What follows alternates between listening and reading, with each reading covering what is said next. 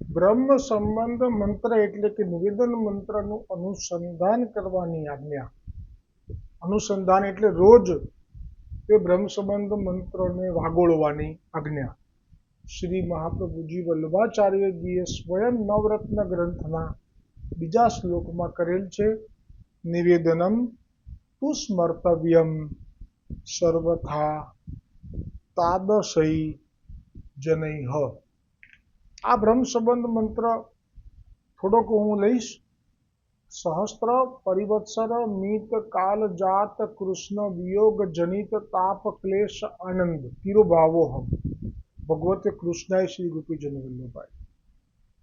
તો કહે છે કે ભગવાન શ્રી કૃષ્ણથી વિખૂટા પડે હજારો વર્ષોનો સમય વ્યતીત થવાથી ભગવાનની પ્રાપ્તિને માટે હૃદયમાં જે તાપ ક્લેશનો આનંદ થવો જોઈએ તે જેને તિરોધાન થયો છે એવો હું જીવ ભગવાન શ્રી કૃષ્ણને દેહ, ઇન્દ્રિય, પ્રાણ, અંતઃકરણ, તેના ધર્મો, સ્ત્રી, ઘર, પુત્ર, કુટુંબ, ધન, આલોક ને પરલોક આત્મા સહિત સમર્પણ કરું છું.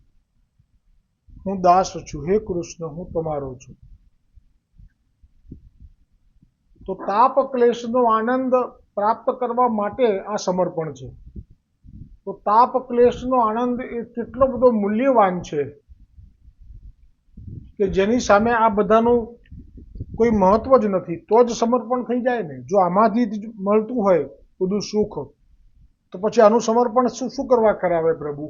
સાચું સુખ જો આમાં જ હોય, દેહમાં, ઇન્દ્રિયમાં, પ્રાણમાં, અંતઃકરણમાં, સ્ત્રી, ઘર, પુત્ર, કુટુંબ, ધન, આલોક, પરલોક, જો આમાં જ સુખ હોય તો પછી શા માટે સમર્પણ કરાવે ગોવર્ધનનાથજી આ બ્રહ્મ સંબંધ મંત્ર દ્વારા? અને તાપ ક્લેશનો આનંદ એ કેટલી ઉત્તમ વસ્તુ હશે, કેવો અલૌકિક એ બાબત હશે કે આ બધું ગૌણ થઈ જાય છે અહીંયા. જેમ આજે કુંભનદાસજીનો પ્રસંગ આવ્યો તો રાજા માનસીની દ્રષ્ટિએ તો જે દ્રવ્ય એના ખજાનામાં પડ્યું છે બસ એ જ એને એમ છે કે બસ આ જ મારો સાચો આનંદ છે અને હું જ સાચો સુખી છું અત્યારે આ પૃથ્વી ઉપર, એ એની માન્યતા છે. પણ દૈવી જીવોનું સુખ શેમાં છે એવી માનસીને ખબર નથી. અને રાજા માનસીએ કુંભનદાસજીનો જે આજનો પ્રસંગ છે એને અનુસંધાન જ લઈ લઉં છું હવે. તો કુંભનદાસજીને જે સુખ છે દૈવી છે, આપ મહાપ્રભુજીના સેવક છે, ગોવર્ધનનાથજી આપને વશ છે, એવા કુંભનદાસજીના પદને શ્રવણ કર્યા માનસીએ. તો શ્રવણ કરતા એવી ખબર પડી કે આમને તો ભગવાનની કૃપા છે બહુ જ. પછી પાછું એવું સાંભળવા મળ્યું કે કુંભનદાસજીને દ્રવ્યની ખોટ છે, અરીસો પણ નથી તિલક કરવા માટે, અને કુટુંબ બહોળું છે, 5 પુત્રો ને પુત્ર વધુ ને બધા. તો એમને હું મદદ કરવા જાઉં. તો જે સમર્પણમાં અહીંયા જે કહ્યું આ બધું એ પુષ્ટિ માર્ગમાં એનું મહત્વ નથી, પણ પ્રવાહી જગતમાં, મર્યાદા જગતમાં એનું મહત્વ છે. તો સમર્પણ કુંભનદાસજીએ જે કર્યું છે એની રાજા માનસીને ખબર નથી, અને માનસી આવી અને સુવર્ણનો બનેલો અરીસો, એમાં રત્ન જડેલા હતા, એ ભેટ ધરી દીધો. તો કુંભનદાસજીએ એવી લૌકિક ભાષામાં વાત કરી કે જેથી ઝટ એને સમજાઈ જાય અને ઉપરથી એને દયા ઉપજે કુંભનદાસજી ઉપર, કે કુંભનદાસજીને મારા કારણે તકલીફ પડી રહી છે એવું જલ્દી સમજાઈ જાય, એટલા માટે લૌકિક ભાષામાં બોલ્યા કુંભનદાસજી. કે છે કે આ જ સોનાનો બનેલો રત્નનો જડેલો અરીસો અમે રાખીશું તો અમારું ઘર જે છે એવું પાકું નથી. તો આ જ્યારે કોઈ ચોર લૂંટારા જાણી જશે કે આવું છે તો એ લેવા આવશે, તો એને ભય થશે અમારાથી કે અમે એને પકડી લઈશું ને પછી હાકીમને આપીશું તો હાકીમ એને સજા કરશે. તો સૌથી પહેલાં તો એ અમને મારશે. આ તમારા સુવર્ણના રત્ન જડેલા અરીસાને કારણે અમારો જીવ જોખમમાં મુકાઈ જશે. એટલે વાંસીને થયું કે ના ના, આવું ના થાય. એ વાત સાચી છે એમની, કે એમની પાસે તો જગ્યા નથી મૂકવાની, અને કોઈ આવે ને મારી જાય તો ના ના ના, એમ કરીને પાછો લીધો. તો આ લૌકિક બુદ્ધિવાળાને માટે જવાબ છે આવો. પણ અલૌકિક શું સ્થિતિ છે? તો જે કરોડો બ્રહ્માંડોના નાથ છે, કે જેમના ચરણોમાં બધું જ છે, રિદ્ધિ સિદ્ધિ, પણ એ કુંભનદાસજીની સાથે વાત કર્યા વગર રહી શકતા નથી. કુંભનદાસજીના ખોળામાં બેસી જાય છે, કુંભનદાસજીને વળગી પડે છે. હવે આ સુખનું આ રાજા માનસીને કંઈ ખબર જ નથી, અને કુંભનદાસજી આવી વાત ના કરે. અને એવું જ થયું ને, જેવો માનસી આવ્યો તે જ વખતે ભગવાન શ્રી કૃષ્ણ ગોવર્ધનનાથજી બાળક સ્વરૂપે કુંભનદાસજીને કંઈ કહેવા જતા હતા કે કુંભના આજ તો ये કરનો હૈ, અને પણ માનસીને જોયો એટલે આપ જતા રહ્યા, ઝાડની પાછળ સંતાઈ ગયા. તો કુંભનદાસજીને જે વિરહ થયો, અને પ્રભુનું પણ આ જે ભાગી જવું, એ શું સાબિત થાય છે કે ભાઈ તમારે શું જોઈએ છે? ભગવાનનું ભાગી જવાનો અર્થ જ એવો થયો કે તમારે શું જોઈએ છે? માયા જોઈએ છે કે હું જોઈએ છે? જો માયા જોઈએ છે તો પછી તમને માયા આપીશ. એટલા માટે તો સંસાર ચાલે છે. આ સંસાર ચાલે છે એ જ પ્રમાણ છે કે ભગવાન પોતાના જીવોમાં પણ પક્ષપાત કરતા નથી. જેવો જીવ એવું આપે છે, અને એ બધા એમના છે. એટલે એ એમની રીતે પાળે પોષે, જેવું જેને જે જોઈએ આપે. પણ એવું આપણે ના થવાય. આપણે તો એક દિશા પકડવી પડે કે આપણે શું જોઈએ છે. હવે એ વખતે જો એ સુવર્ણના અરીસાને સ્વીકારી લીધો હોત, અને જે પણ પછી બીજું દ્રવ્ય આપતા હતા, સોના મોરો ભરેલી, એ બધું લઈ લીધું હોત, તો પછી સીધી વાત છે કે હવે પછી ચિત્ત એમાં જાય. એમાં જાય એટલે પછી આનું હવે હું આ કરીશ, આના રૂપિયા આટલા રૂપિયાથી હું આમ કરીશ, આટલી જગ્યાએ ફરવા જઈશ, આટલા હું અલંકાર વસ્ત્રો લઈને પહેરીને બહુ બધા સમાજમાં હું ફરીને મારું વાહ કરાવીશ, અને લોકોને દાન પણ આપીશ આમાંથી. એટલે એ બાને મારું પુણ્ય બંધાઈ જાય. આ જન્મમાં તો ના મળે તો કંઈ નહીં, આવતા જન્મમાં તો મળી જ જશે. આચાર્ય બાલક જ કહે છે અત્યારે. તો એ રીતે જો ચિત્ત એમાં જતું રહે તો પછી પ્રભુ કહે છે કે મારે કે એની પાસે કંઈ કામ નથી.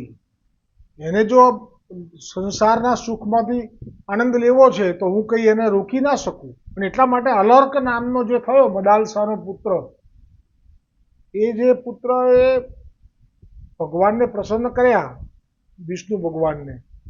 તો વિષ્ણુ ભગવાનને પ્રસન્ન થઈને કીધું કે તું માગી લે, જે જોઈએ તને આપી દઉં. એવું માગી લીધું, કારણ કે જ્ઞાની હતો, પરમ જ્ઞાની હતો, અને એ બધાને સુખી જોવા માંગતો હતો. એટલે એવું કહ્યું કે આ જેટલા પણ સમગ્ર બ્રહ્માંડના આ સૃષ્ટિના જીવો છે, એમના કરેલા જે પાપ છે એ બધા નિષ્પાપ થઈ જાય, એ હું ભોગવીશ. પણ બધાને તમે નિષ્પાપ કરી દો. તો પછી ભગવાને કહ્યું કે વરદાનો આપી જ ચૂક્યો છું, પણ આ નહીં પાળી શકું, આ નહીં થઈ શકે. હા, એટલું કરું છું. હવે તે માગ્યું છે ને મેં હા પાડી દીધી છે, એટલું કરું છું કે જે કોઈ પણ તારું સ્મરણ કરશે, એટલે કે અલર્ક રાજાનું, તો એના પાપ હું નિષ્પાપ કરી દઈશ. એમ કરીને એક રસ્તો કાઢ્યો. પણ ભગવાનની સૃષ્ટિને કોઈ અટકાઈ દેવા જાય તો અટકી ના શકે. એટલે કે બધું બંધ જ કરી દો કાયમ માટે. હવે સૃષ્ટિ તો એ ના થઈ શકે. કભી કમ ન હોંગે દુનિયા કે મેલે, ચલતે હી રહેંગે દુનિયા કે મેલે. આજે જ આવ્યું ને ભાગવતજીમાં, 1000 ચતુર્યુગી પૂરી થાય છે એટલે નારાયણ શેષ શૈયા ઉપર સૂઈ જાય છે. સફેદ નાગ, સફેદ શેષ, 1000 ફણાવાળા. એટલે ભગવાન જ્યારે પોડે છે નિંદ્રામાં, ત્યારે શેષ જાગતા રહે છે. પરડ બ્રહ્મ, મર્યાદામાં શિવ, એ જ શેષ, એ જ બલરામ, અને પુષ્ટિ માર્ગમાં પરડ બ્રહ્મ. હું નથી કહેતો, હરિરાયજી કહે છે કે પરડ બ્રહ્મ. ચોપાઈમાં, સાખીમાં 33-34માં લક્ષ્મણ ભટ્ટના ઘરે પરડ બ્રહ્મ જન્મ્યા છે એમ. તો એ પરડ બ્રહ્મ અહીંયા સ્વામીની હતી. કે જે ભગવાનને સુખ આપે છે, પોતે જાગતા રહે છે. એટલે આપણે એ માર્ગમાં પ્રવેશ કરી ચૂક્યા છીએ. પૂર્વે હતા એટલે કે એમાં ઉપકાર નથી, હતા એટલે જ. પણ એ માર્ગમાં કે જ્યાં ભગવાનને સુખ મળે છે, શેષ શૈયા ઉપર ભગવાન 1000 ચતુર્યુગી સુધી પોઢ્યા રહે છે જલમાં. જો ભાગવતજીમાં આજે આવ્યું, કેમ કે આપને પણ આરામ જોઈએ છે. આ બધી જે જોઈએ છે આપણે પેપરમાં, આવું થયું, આ થયું, યુદ્ધ થયું, આવું ભગવાન જેલે છે. ક્યાં સુધી? 1000 ચતુર્યુગી સુધી જેલે. વળી પાછું 1000 ચતુર્યુગી સુધી જલમાં સૂઈ જાય શેષ શૈયા ઉપર. પણ શેષ જાગતા રહે. મારા ઠાકોરજીને કંઈ ના થવું જોઈએ, ભલે મને જે થવું હોય એ થાય. તો હવે વિચારો કે ભગવાનને શેષ માટે કેટલો પ્રેમ હશે, એટલે કે બલરામજી માટે શ્રી કૃષ્ણને કેટલો પ્રેમ હશે. જો ને આ જે ગર્ગ સંહિતામાં જ આવશે, ગોલોક છે એ આખું ગોલોક એ શેષ શૈયામાં ખોળામાં જે સમાયેલું. આવો શબ્દ જ હું નથી લેતો, કારણ કે વૈષ્ણવને એમ ના થવું જોઈએ કે અમે વળી શેષ શૈયાના ખોળામાં છીએ, અરે શેષના ખોળામાં છીએ. એટલે હું જ્યારે પણ ગર્ગ સંહિતામાં એ પોસ્ટ મૂકું છું તો સીધો અનુવાદ નથી મૂકતો એનો.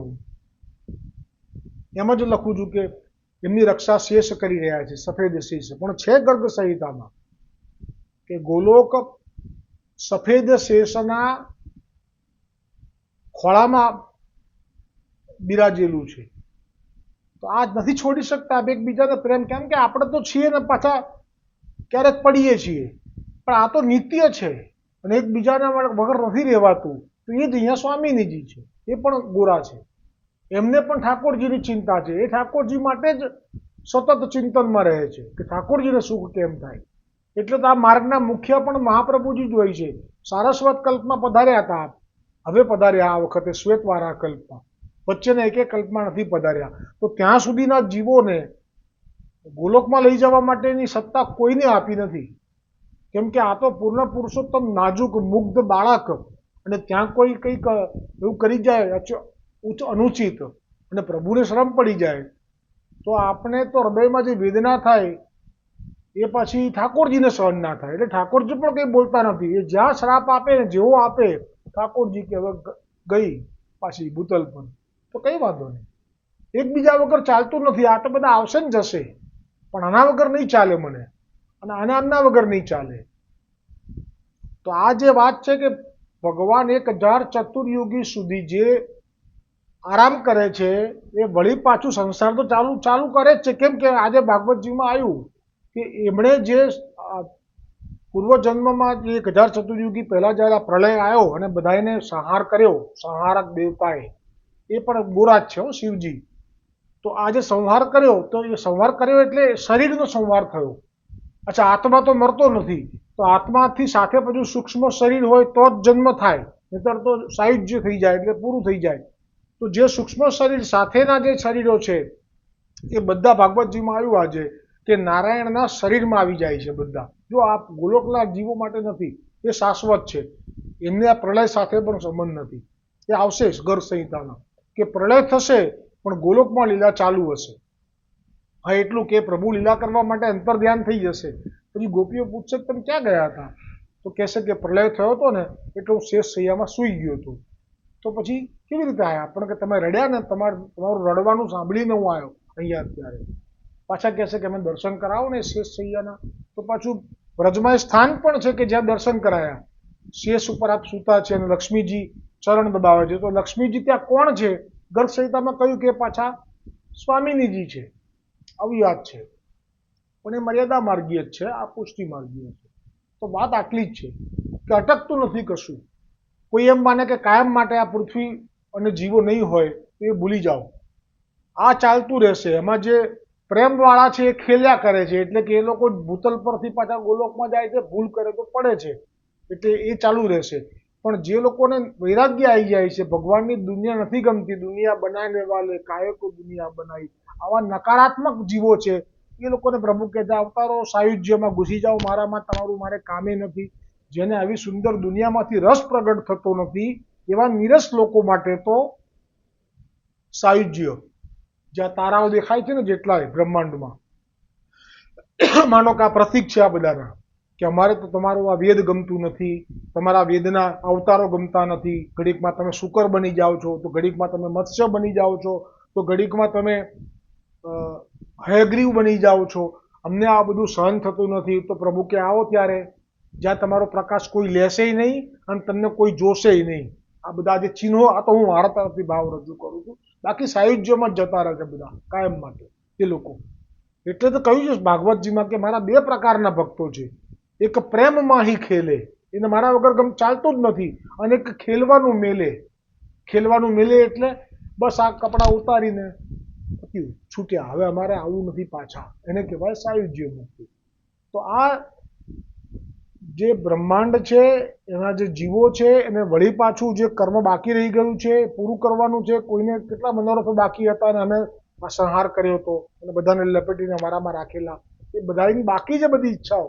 આનંદ કરવાનો છે ઘણાને, તો ઘણાને ભોગવવાનું બાકી છે. એટલે વળી પાછું આપ આપનામાંથી જીવોને બહાર કાઢો છો અને બધા જ લોકો સ્વર્ગ, પાતાલ અને પૃથ્વી, આ બધું જે આપણે અંદર સમાઈ લીધું છે પાછું પ્રગટ કરો છો. અને એવું કહેવાય છે કે જે ભૂમિ જ્યાં હોય ત્યાં જ હોય છે. અયોધ્યા જ્યાં છે તો ભલે આટલા બધા કલ્પ વીતી જાય, કરોડો અબજો વીતી જાય વર્ષ, પણ અયોધ્યા ત્યાં જ હોય. એટલા માટે તો તીર્થભૂમિનું મહત્વ છે. વ્રજભૂમિનો તો નાશ પણ થતો નથી પ્રલયમાં, એ તો એ 84 કોષ એમનો એમ રહે છે. પછી આગળ શું દેખાય ને શું નહીં એ વિચારવાનું નહીં, એ પ્રભુની મરજી, પણ એ રહે છે. એને કોઈ પ્રલયનું જળ ડૂબાડી શકતું નથી. આવો મહિમા છે. તો આજે મૂળ વિષય જે શરૂ થયો છે આપણો, કે આ શેષ જે છે એ જ સ્વામિનીજી છે, એ જ શિવ છે અને એ જ બલરામ છે, અને શ્રી કૃષ્ણ છે પ્રભુ, જે સ્વયં શ્યામ સ્વરૂપ છે, એ જ પુષ્ટિ પ્રભુ છે, કે જે સર્વ જીવોના ધન, આલોક, પરલોક એ બધું લખાવડાવી લઈને, બધું બ્રહ્મસંબંધ મંત્રમાં બોલાવડાવી લઈને, એ બધું લઈને પછી જે આપે છે એ રસ શું છે? તો તાપ ક્લેશનો આનંદ છે. અને એ આનંદ જો પ્રાપ્ત કરવો છે તો પછી આ બધું છોડવું પડશે. કેમ કે કુંભનદાસજીનું જે આજે આવ્યું એ કહે છે જ કે તો પછી તમારે હવે આ આનંદ લેવો છે તો પછી આને શું કરવાનું.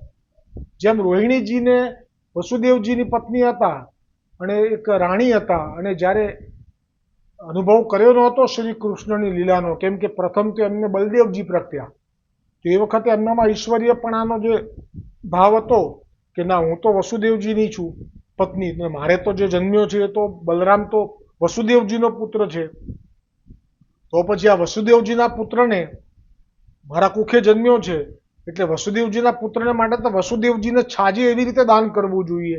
એટલે એમણે એમની પોતાની સામર્થ્ય પ્રમાણે બધી ગાયોનું દાન કર્યું. ત્યારે એમનામાં ઈશ્વરીય ભાવ હતો.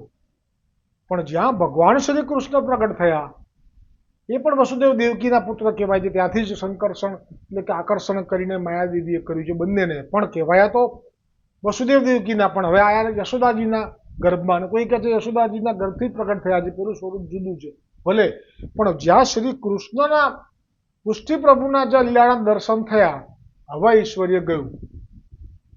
હવે જ્યારે ગયા ત્યાં ત્યારે હવે એમના ઈશ્વર્યમાં પણ દાહ ઉત્પન્ન થવા લાગ્યો. હવે એમને જે બલરામજી પ્રગટ થયા, જે આટલી લાખો ગાય દાન કરી લીધેલી, એ બધું પુણ્ય મને મળવાનું. દાન થાય એટલે પુણ્ય માટે થાય. નાળ છેદન, બલરામજીનું નાળ છેદન થયા પહેલા જે પણ દાનનો સંકલ્પ કરી લીધો એ પોતાના ઐશ્વર્યના આવેશમાં આવીને કરી લીધેલો રોહિણીજીએ. પણ હવે બાલકૃષ્ણની લીલા જોઈ અને જે પૂર્ણ પુરુષોત્તમની આવી કૃપા જોઈ, યશોદાજીના ખભે બેસી જાય, જીદ કરે, માં કરે, આ કહે છે કે આ જ જોઈએ, મારે બીજું ના જોઈએ. તો પછી ઠાકોરજીએ કહ્યું કે તમારું ઐશ્વર્ય બોલવું પડશે અને અમે તમને જ્યાં જન્મ આપીશું ત્યાં જન્મ લેવો પડશે. રોહિણીજી કે તમે જ્યાં જન્મ આપો ત્યાં મારે ઐશ્વર્ય નથી જોઈતું. ત્યારે એમનો જન્મ થયો અમ્મા ક્ષત્રાણી તરીકે, સાવ સાધારણ ઘરમાં, કે રમકડા પણ નથી બાળકોને ખેલવાના. એટલે ઈંટ હોય ને બે, એનો ભૂકો કરે અને એ ઈંટનો ભૂકો હાથમાં લઈ અને બીજા ઉપર નાખે. આ ઐશ્વર્ય હતું રોહિણીજી એટલે કે અમ્મા ક્ષત્રાણીના ઘરમાં. એટલે કુંભનદાસજી જે કહે છે, રોહિણીજી કહે છે, આ જ કહે છે કે અહીંયા ભૂતલ ઉપર તો આ જ કરવાનું છે. રટો રટો ને અષ્ટાક્ષર નામ છેલ્લો ફેરો છે, કે મૂકો માયા ને મમતા તમામ છેલ્લો ફેરો છે. બોલો ગોવર્ધનનાથ કી જય હો, ગોવિંદ ઘાટ કી જય હો, વલ્લભાધીશ કી જય.